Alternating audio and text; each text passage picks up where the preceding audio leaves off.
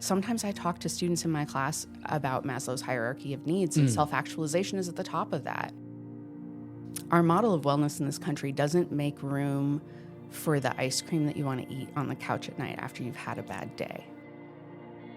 Words really matter, and they really have a real impact on people and bodies and places in the world. Welcome to the CFI Faculty Lounge Podcast, an outlet created for continuous learning and actionable insights for faculty.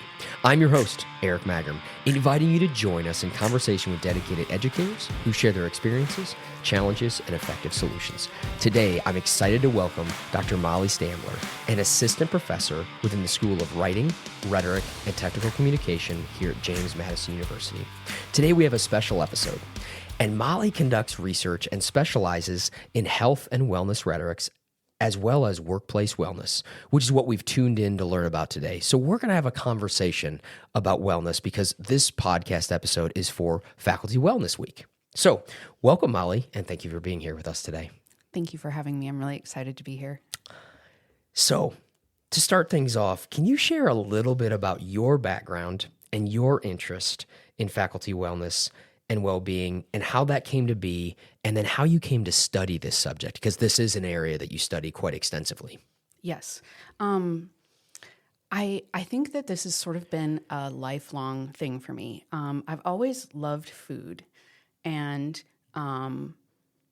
like so many people, I've also always struggled with my weight, and at different points in my life, I've struggled with chronic illness and invisible disability, and I've spent a lot of time as a young adult trying to work with healthcare professionals and all sorts of different kinds of practitioners to try to figure out like what's wrong with me and what's the best way to take care of it.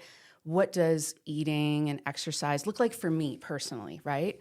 In terms of supporting my health. And then not long after starting my first full-time job, which was at a university, not JMU, I experienced my first employee wellness program. And at first I was really excited. I was like, oh, this is great. This is going to be stuff that's going to help support me in my job, and it's going to make everything better. And what I discovered actually was kind of the opposite. One of the first things that I wanted to participate in was a wellness assessment. And at that institution, the wellness assessment was kind of like what you would get at a wellness check with your doctor. So It was blood work, checking your cholesterol, checking your weight and height for your BMI.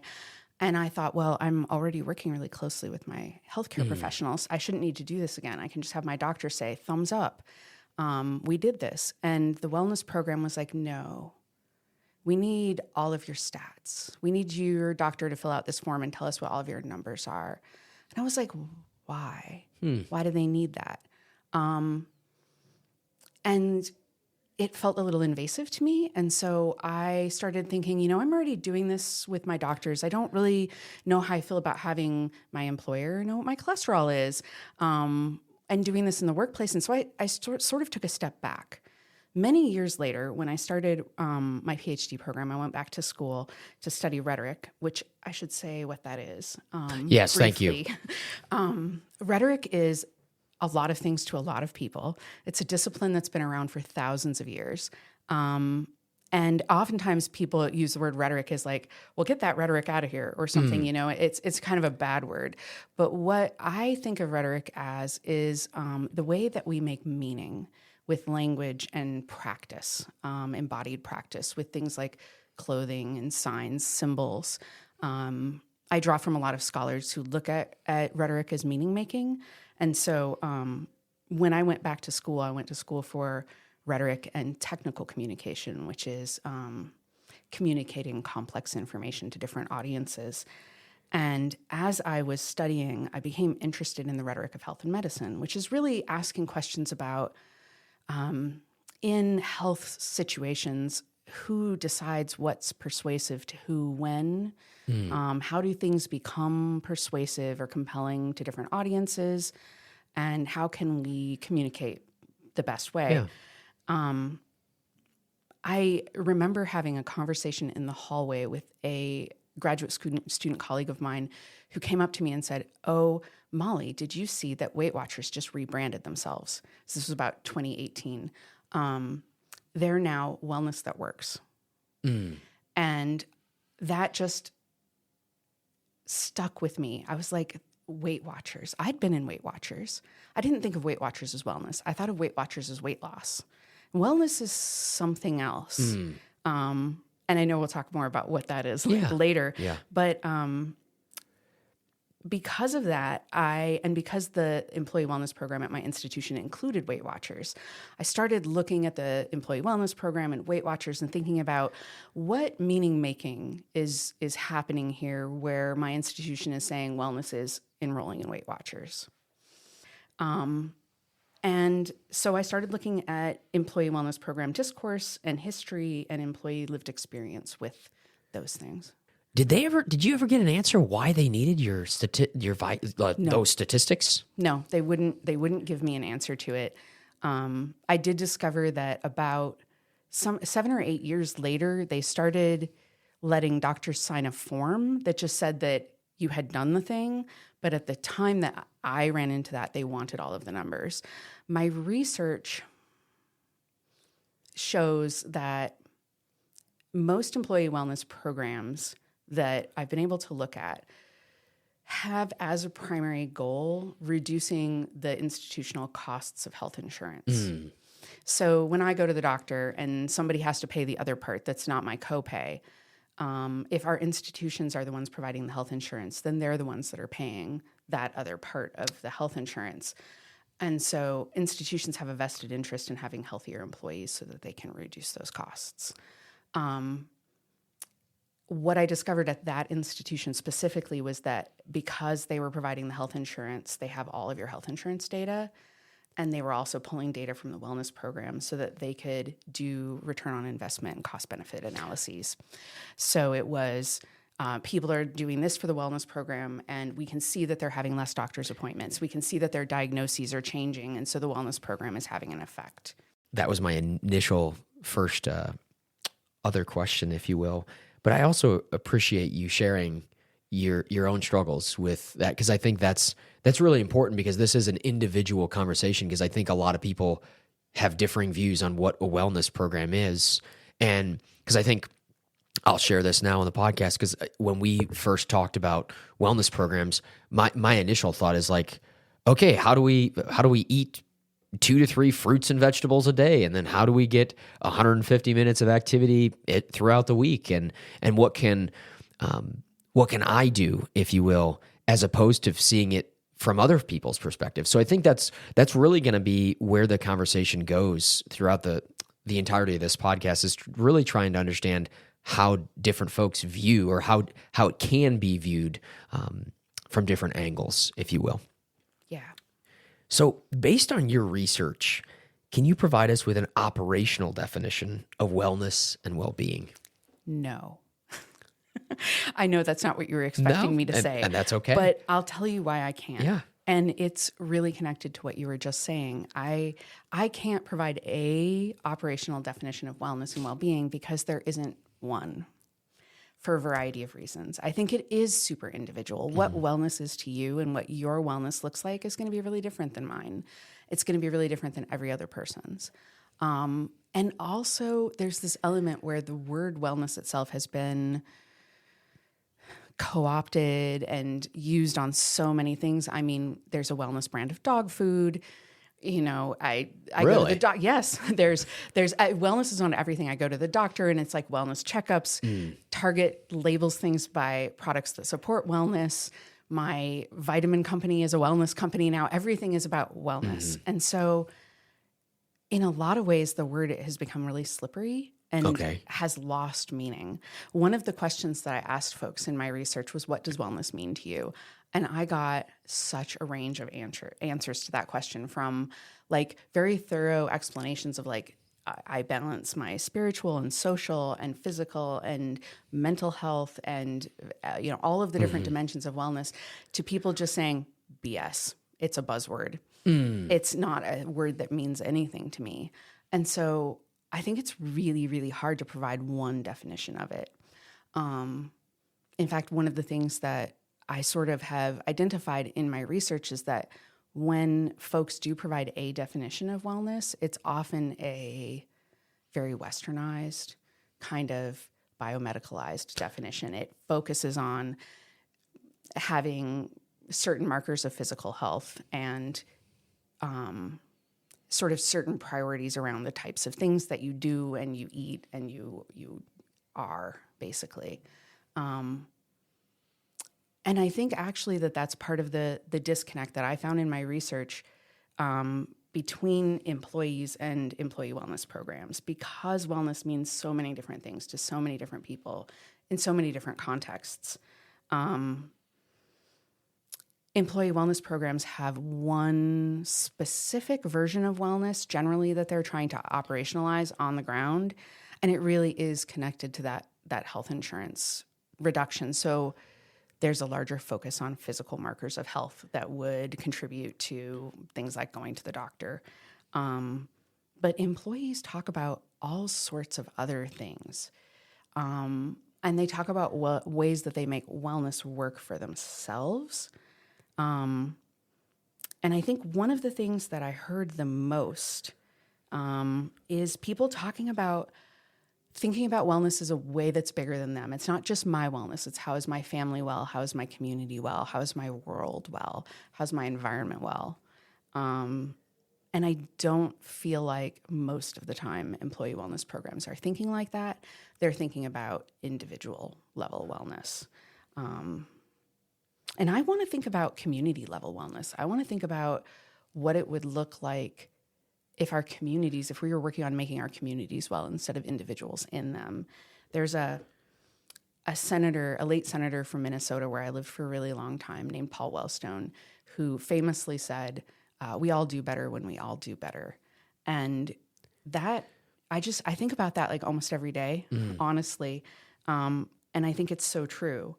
And I think it connects in some ways to, there's, I don't know if you know, at JMU, we're a health promoting campus now, and they adopted the Okanagan Charter. I was not aware of this. It's a cool thing. This just happened, I think, in the spring last year. And so JMU is working to infuse health throughout all aspects of the campus, which is very cool. And one of the things that the Okanagan Charter focuses on is the idea of health or wellness at the person, place, and planet level. And I have now been thinking about that a lot as well, because I think it connects to, we all do better when we all do better in some really important ways. So I'm just reflecting on my own thoughts, because I absolutely, I think, fall within that. If you had asked me to define wellness, I think I would come up with something very much along the lines of the biometric testing and where my levels in response to population levels and scales and whatnot. I wouldn't necessarily think of some of the other dimensions of wellness. So I think I would absolutely think of more of the physical. I do come from a very physical science and the science of how the body adapts to physical stimuli. So that would make sense. But I want to come back to community wellness, and then specifically the person, place, and planet, because I think that's really powerful, and I think our listeners would do well to learn more about that.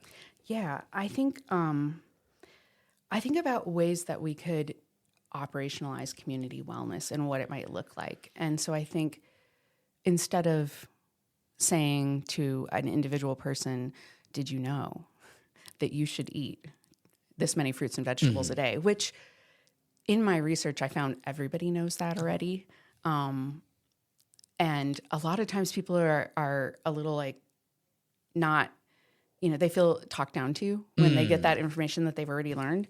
I think we could think about things like instead of how could I eat better? What nutritional choices could I make that would be better for me?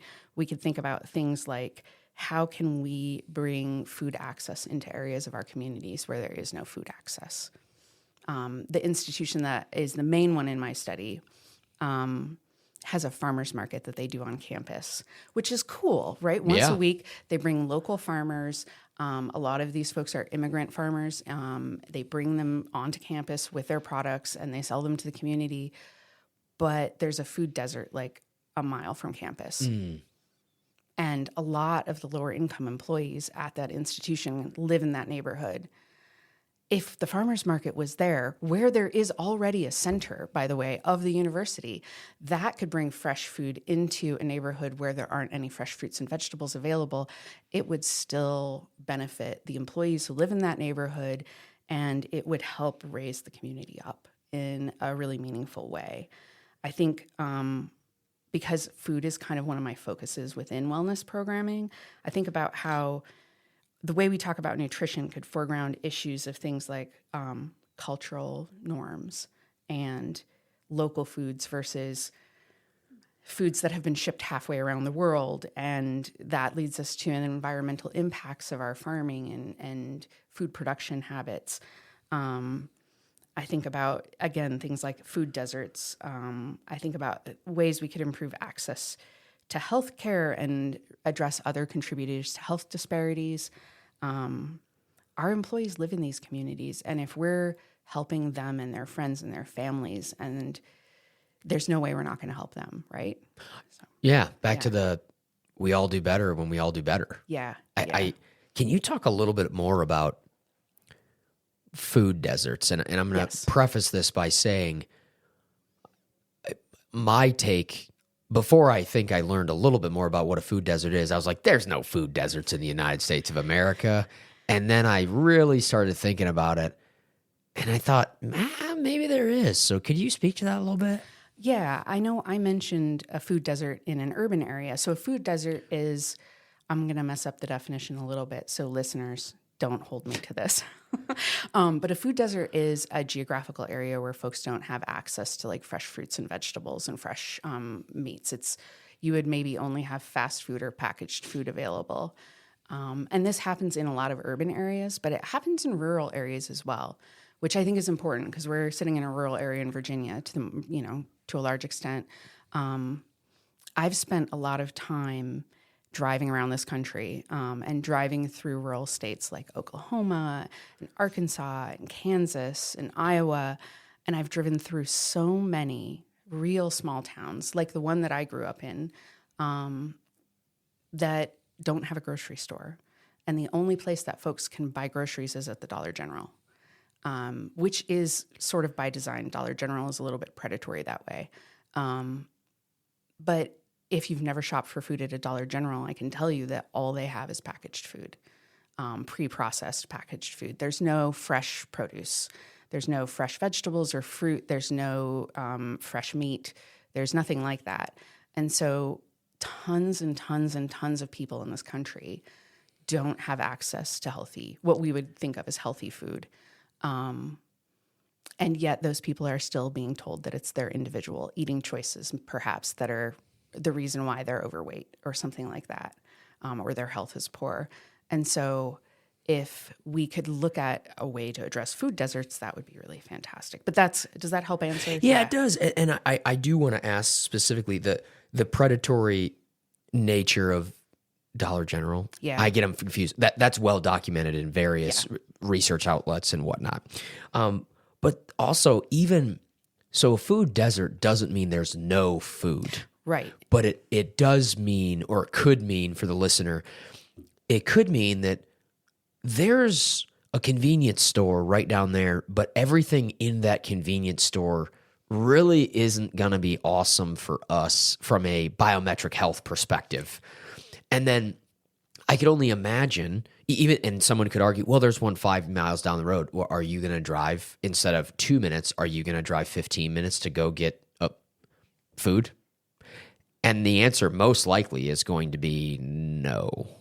I mean, even asking the question, are you going to drive further, assumes that you have a car. That's true. And that That's you can true. afford the gas and that you can get the groceries home again. I know many, many, many people who don't have access to transportation, who have to do something like take public transit or an Uber to the grocery store. And that gets really expensive. It's very, very expensive to be poor in this country. And I could then imagine a scenario where, okay, let's say I have a car and I can go to Dollar General or some other, I don't want to keep picking on Dollar General, of but course. insert convenience store that doesn't have as many options. Or I could go further, but I decide to go to the more convenient store. And then I know, because I'm being told by my institution, and it's not one specific institution, it's the entire higher education system. That's what we're talking about when we talk about wellness programs. We're not singling out any institution, to be clear. But that would, I know this would create more anxiety within me. Like, oh, I'm there. I got a flyer 2 days ago that said 2 vegetables, 2 fruits, and this, and this, but I didn't get any of those. And now I'm having anxiety about not getting the thing that I know that I'm getting because of the situation that I'm in. But the solution that you're talking about, a farmer's market, may well resolve a lot of those things or similar situations. Yeah, I just think there are things we could do instead of spending time and money telling individuals the same thing that they hear from their doctors. I think there are ways we could spend that time and money doing things that would help our whole communities. So a reallocation of resources is what your research found might be the most logical next step. Yeah, I think so. And I think too about all of the things that affect our wellness. I know I said food is my big thing, but I think about all of the things that affect our wellness outside of that. You mentioned, feeling anxiety that you couldn't buy the fruits or vegetables if you were that person. Imagine if you also couldn't feed them to your kids. True. And the amount of anxiety you would feel there. And then your employer is telling you this, and there's a power differential there that's important to pay attention to. Things like having universal health care would solve so many things, or making voting day a national holiday. I mean, there are so many things. I know you're like, how does this have to do with wellness? Because sometimes I talk to students in my class about Maslow's hierarchy of needs, and self-actualization is at the top of that. If we really want to be well, we need to be fully self-actualized in every possible way. And I think all of these things in our communities affect our health. And to bring it back to food, one of my mentors in her book on wellness said, our model of wellness in this country doesn't make room for the ice cream that you want to eat on the couch at night after you've had a bad day. And I love that because we often think, oh, ice cream, oh, that's a bad food. That's an unhealthy food or something. We want to characterize it in some moral valuation way. But you know what? Mental health is really important too. And sometimes that pint of ice cream on the couch is the best wellness thing you can do. Yeah. So many thoughts running through my head. And I'm not gonna lie to you. I'm struggling.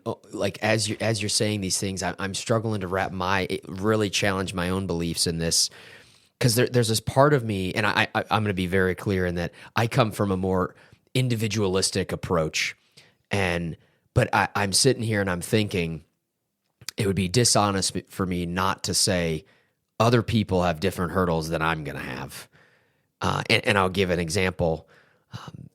The way I grew up, we had vegetables and fruits. We very rarely had fruits and vegetables at the dinner table. And then, so I just learned that's what dinner is. And a lot of time it was more meat and potatoes sort of thing. And like the fruits are, okay, that's a canned fruit, or that's a canned vegetable. Again, there was almost never both. From what I remember, my brother's going to listen to this and be like, you're full of crap. But the idea there is that's what I learned was a sound dinner, because that's what my parents did. Now, if I was brought up in a household where we go to the insert very convenient store and we go get the cheapest thing possible, that now becomes, that is a sound dinner. And that's going to be really hard to break that habit, as opposed to somebody who grew up with, hey, we have dinner and there's a protein, there is a starch, there's a fruit, there's a vegetable, and there's water or whatever you choose to drink. Those are going to be very different situations. And it would be dishonest of me not to say those two trajectories from a health perspective, I don't know that I could sit here and say that there's not a very different trajectory for both of those populations. I think it's tricky. I do. Without getting into the scientific research. Yeah. I think it's tricky. I think that from what I've read, some of the health risks that are associated with dietary choices are overly correlative. I'm not saying that there's not science there that's important. I think sometimes the science gets operationalized in the public sphere in a way that doesn't make a lot of space for things like cultural traditions and personal foodways and regional differences in food availability and other things like that. And so it does get a little bit complicated, but I think that what's important there is that wellness is something that's different to everybody, right? I also, when you said, you grew up and dinners were this way, I had a similar thing. Like, I think we all do. We learn food as a vocabulary, as a language in a lot of ways from our parents, from our societies, and from our schools. And so I remember learning dinner was one thing from my parents. And I also remember learning about the food pyramid because that's how old I am. I know it's the My Plate now. And I don't know if you remember learning about that in school either. Oh, yeah. So this is where I say, like, I feel like people already know a lot of the things that we try to tell them. There's a theory in science communication. It's called the deficit model.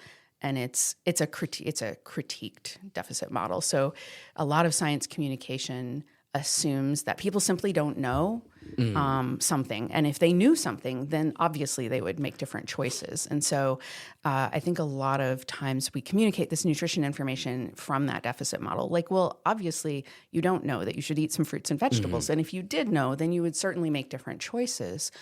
But I think the tricky part there is the choice part. Because if we circle back to things like food deserts and different access to foods, it may not always be somebody's individual choice. Like, I might, if I live in that small town in Oklahoma and all I have is a dollar store to go to, I might not be able to choose fresh vegetables. I might not be able to choose non-packaged foods or non-sugary drinks. If I'm on SNAP, I might not be able to choose certain items at the grocery store. It just gets really complicated because I think people don't have as much choice as we would like them to have, if that makes sense. Yeah, I'm gonna ask perhaps a crass question, but I really wanna explore the space a bit. So, to the individual that might be sitting here and thinking, okay, Mollie said choice. Okay, so it's a choice to go to those convenient locations. They can choose to go to that further away location. So they can choose to go use their money at those places. And if they walk there, they would even be getting a more benefit. So they're walking there, they're getting the better nutrient dense, nutrient dense food. What would you say to those individuals that are espousing, or maybe not even saying aloud, but they're thinking these things in their mind?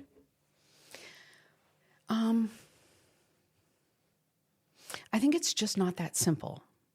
In my research, when I was talking to employees, what I found was that a lot of times the folks who lived in the neighborhoods that were food deserts, and this is setting aside like whole towns where there just isn't another place you can go, but living in a neighborhood that was a food desert, those were the lower income employees. Many of those people were working more than one job to try to make ends meet. And that's kind of what I meant when I said being poor is expensive. Like, time. Do you have time to walk 2 miles? Do you have the ability to walk 2 miles? How does this affect people who don't have the ability to walk 2 miles? What about people who have to have all of their groceries brought to them because they're disabled?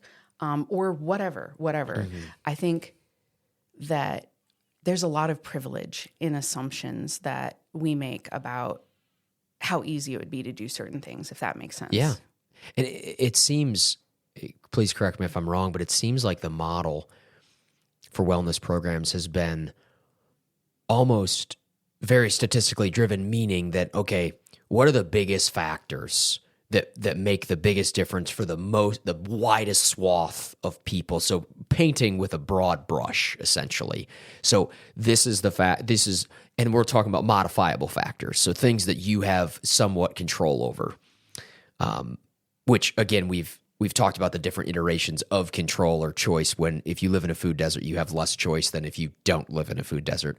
But it seems like exercise and nutrition, those are probably the most and like things like smoking or tobacco use in other forms would be the lowest hanging fruit for wellness programs. Is that an accurate statement? Absolutely. In my research, I looked at one wellness program. I looked at like 40 years of history of it. And all the way back in the 70s and 80s, when the modern wellness movement was starting and companies were all over the country were springing up wellness programs, the physical so-called lifestyle choices that people make were the things that people were focusing on the most. That institution did tracking of its risk factors, population level risk factors. So this is like epidemiology stuff. By using that data that we talked about, okay. they had running over 10 years. They were tracking the risk factors, and the number one risk factor was stress. The number two risk factor was weight. The number three risk factor was I can't remember now. But all of them were about like individual choice, and smoking, alcohol use, recreational drug use, all of those sorts of things are in there. And what I discovered was that because that was what internally the wellness program was trying to prioritize, was addressing those risk factors to reduce healthcare costs, that was what they were really prioritizing in their programming. So they would come out and say, wellness is really holistic and it's really meant to be all of these dimensions. But then in the programming and the incentives, you would see that it was all about those physical markers of health. So would you be a proponent of more of a content fidelity and an alignment of holistic and then holistic, holistic wellness? I'm doing a lot of gestures for the listeners who can't see me using gestures right now to formulate my ideas. So holistic wellness, but then not just having a couple of these programs that are aimed at only a couple of these elements of wellness. Is that kind of what you're proposing, or what you would think would be helpful? I would get rid of all of the individual stuff, honestly. I really would. I would have a program that encouraged folks to make sure they're going to their regular appointments. And not just medical care, like dental care is incredibly important. And I would leave those relationships to the healthcare providers that know you well. I just don't think it's really, personally, I just don't think it's really my employer's place to say your cholesterol is high, you should do something about that. I feel like that's my doctor's place, right? And largely people I talked to agreed with me on that. And so I would refigure it entirely as a community-based wellness program. I would ask folks to do things like volunteer in the local community and provide ideas about how their expertise. We're talking universities. We are all experts in something that could probably help the world. And so how can we leverage our expertise and our resources at a university to help the communities that we live in and model that? Because I just think that's the way the world should be, and we should be taking care of our communities and trying to lift each other up. You're not going to get any argument there. I absolutely am on board with lifting people up. And modeling the way. That's a huge thing that I believe in. I want to add too that when I talk to folks, I think what people said about wellness programming and participating in it was largely, especially faculty, and I'm saying this because I'm talking to you all faculty out there who are thinking, I don't have time for this stuff. That's what I heard most of the time from everybody. It was like, oh, they want me to go to another class. Oh, I need to track my exercise. I need to go log into the app and click some buttons or whatever. I don't have time for that. We're all so busy. And most of us are already taking care of our individual health in some way. I feel like getting people engaged in a community-based wellness program would be a thing that people would want to spend time on. And that would actually be value added, as opposed to feeling like, oh, another thing that I have to do to get my health insurance discount or whatever I can get out of it. So you're not, just so I'm hearing you clearly, you're not saying individuals shouldn't do these individual things. You're just saying, I think there's a better way to allocate resources from a whole scale wellness programming. Yeah. They know the two fruits and the two vegetables, and they know don't smoke, don't use tobacco, and they know go get your exercise, whatever it is. So they know that song and that dance. Let's not keep playing the same song and dance when nobody is, or if they are going to dance to that song, they're going to dance to that song. Let's give them a new song. Let's focus on this community wellness piece. That's essentially is that what you're saying? Yes, okay. Yes. I'm nodding my head vigorously yes for the listeners. Okay. Yeah, definitely. I think that could really make a huge difference. And it might even inspire people who feel like they don't have time for their individual wellness to take better care of themselves. I just feel like it's a waste of people's time and energy to tell people stuff they already know. So you talked about stress and you talked about this community wellness. What would you theorize? I'm asking for speculation to be clear. What would you theorize would happen to stress? Because it seemed like stress was the number one. What do you think that would do to stress levels? And again, I'm asking you to speculate. Yeah, speculatively, I don't know. Okay. I would hope that it would help reduce stress levels. I think one thing that I would want to see in a community-based wellness program at an institutional level would be some normalizing of taking time off. Because I feel like as a faculty member, I don't get to be sick. I know that we have time for that. I don't feel it's very hard to take a day off. I call in sick and, 100 students are like, probably happy their class is canceled, honestly, but that affects 100 students. One of my students calls in sick, and that just affects me. I feel like stress was the number one risk factor at that institution, and everyone that I talked to said that the demands of their job were the thing that caused them the most stress, especially faculty members. As somebody who's working on tenure myself, I know this very well. There's never enough time in the day to do all of the things that we want. I would hope that a community-based wellness program, even if somebody didn't have the time to participate, would be something that would truly be value added, that they would be happy to have in the community and to support at the institution, as opposed to being annoyed by somebody telling them, hey, you know what you should do is try to be stressed out less. Have you have you considered trying a mindfulness seminar? Maybe what I need is to not be on 37 committees.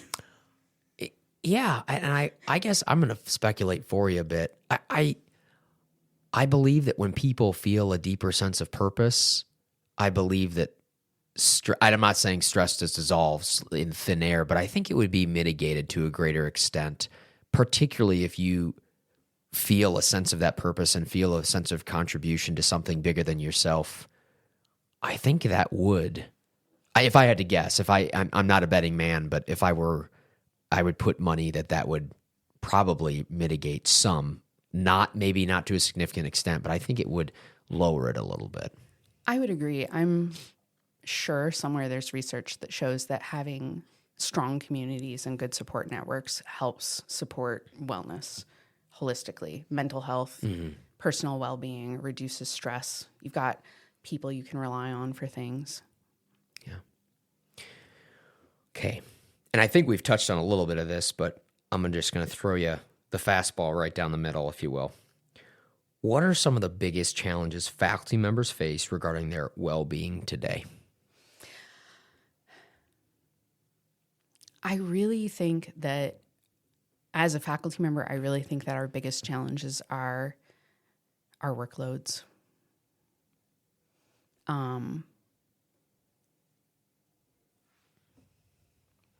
Just how much time it takes and how many demands we have on us as faculty members. And that's not even considering like all of the demands that if you have a family, that you also have kids who need to be driven to baseball or whatever you've got going on. If you're somebody with elder care responsibilities or anything else, it's like, where do I find the time to do one more thing? And so I think that probably one of the biggest challenges or one of the biggest spaces for growth among faculty is for us to all talk about workload and what makes sense and how to say no better. That's something that was one of the first pieces of advice that I got as a graduate student. A senior scholar came to me and said, you need to get yourself a no committee. You need to get yourself a committee of like 3 people that whenever somebody comes to you and says, Mollie, here's an awesome opportunity, you can ask your no committee if you should do it or not. And their job is to tell you no so that you say no to more stuff. I have not been super great at operationalizing that and implementing it in my life, but I am trying to say no to things because there are so many amazing opportunities as a faculty member and so many things we just have to do that we can't do them all. And we have to carve out time for ourselves. And so finding a way to balance things, I think, is the biggest challenge for faculty members right now. Well, what's funny is in doing this podcast, that's the question. Everybody has answers for all the other questions. And to be fair, largely they're personal questions about journeys and whatnot. But almost everyone starts with, yeah, this is something I'm still trying to get better at. And to be clear, I would also be in that camp. That would be the first thing I'd say. So that aligns very much with the work-life balance or balancing out your workload with what your other responsibilities are. But getting to saying no and your no committee, I love that idea of a no committee. And I do think talking about different individuals, you're going to have individuals that are predisposed to, maybe they have more trait conscientiousness and they're more likely to say yes, as opposed to somebody who doesn't have as much trait conscientiousness. Maybe their default is no, unless it's a really compelling reason. Maybe it's, and again, that's not me. I'm not indicting any of those individuals, and I'm not saying those individuals need to change. But what I am saying is I think we do need to empower other faculty to say no when it's something they really don't want to do. And it's not that everything we want that we do, we would need to want to do, if you will. But I do think that, as you suggested, there are so many great opportunities. But I think it was Warren Buffett said, make a list of the 25 things you want to do in your life. Circle 5 of them and make sure you don't do any of the other ones. Why? Because those will take away from the top 5 that you actually want to go do. And so I do think it's really important for us to say no and empower those people to say no when they, in fact, feel like saying no. And there are absolutely times when it's, yeah, I need you to do this thing, or Eric, you got to do this thing.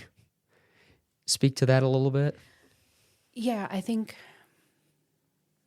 the one thing that I would want to add to that is just to be aware of how requests for doing things hit different populations differently. Mm-hmm. That's a way I can say it. Yeah. There's a gendered and racialized nature to who gets asked to do stuff and who feels like they can say no, and who feels like they have to say yes. And I think there's a lot of invisible labor that goes on as well, just in academia in general, that's sort of disproportionately on certain people. There's been some research that has shown, for instance, that women identifying faculty tend to do more emotional labor working with students than male identifying faculty members. And that's not my research. It makes me think about the ways that I see those requests happen in real life, and who gets asked and who feels like they have to say yes and who feels like they have to say no, or get to say no rather. It's been a phenomenal conversation, but I want to offer the stage to kind of say anything that we haven't gotten to that you'd really like to say, or things that you think you'd like to say or to add to the conversation. I just, as a rhetorician, I think words really matter, and they really have a real impact on people and bodies and places in the world. And that it's important to think really, really carefully about what we're saying when we say certain things. And so I think it's just really important to think about what wellness means to different people and ways that we can develop programming that are inclusive and truly holistic.